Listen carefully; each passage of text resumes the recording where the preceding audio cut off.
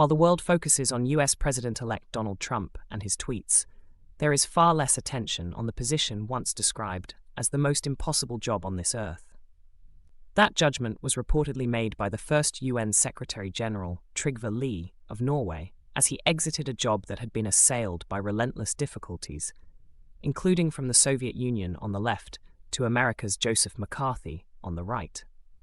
Lie is said to have made the oft-repeated statement to his successor, Dag Hammarskjöld of Sweden, who assumed the role of Secretary-General in April 1953, 5 months after Lie announced his resignation. Lie's successors have taken a different public tone on the position.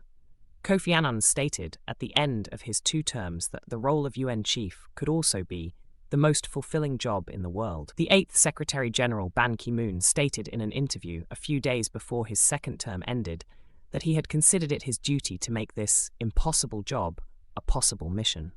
The 10-year tenure of Ban Ki-moon followed a tradition in the UN in which the leader serves no more than 2 terms, though there is nothing to require as such in the organization's charter.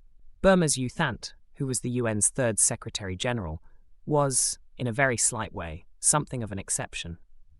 U Thant was acting Secretary-General from November 3rd, 1961 to November 30th, 1962, and he was then Secretary-General until December 31, 1971, a total of 10 years and 7 weeks.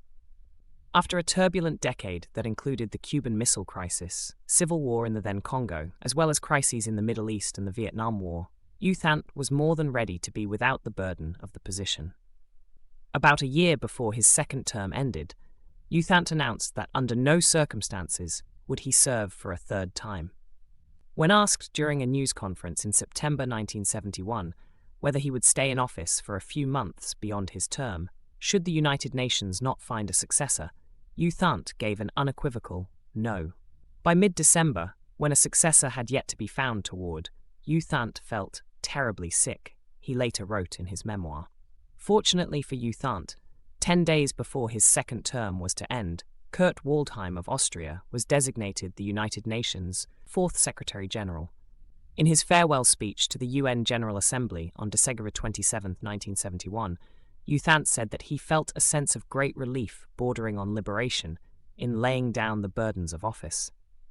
The New York Times titled an editorial 2 days later, "The Liberation of U Thant," stating that the wise counsel of this dedicated man of peace would still be needed after his retirement.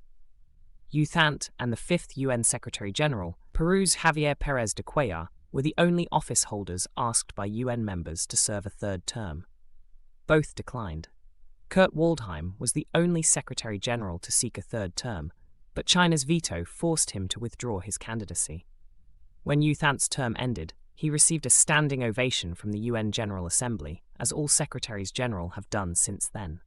It is a testament to the self-effacing nature of U Thant and de Cuellar that they did not feel it necessary to mention their standing ovations in their memoirs. The less self-effacing Waldheim and Boutros Ghali, the 6th and only Secretary-General to be denied a 2nd term in office because the United States vetoed his candidacy in 1996, deemed it necessary to mention these accolades in their publications about their terms in the office.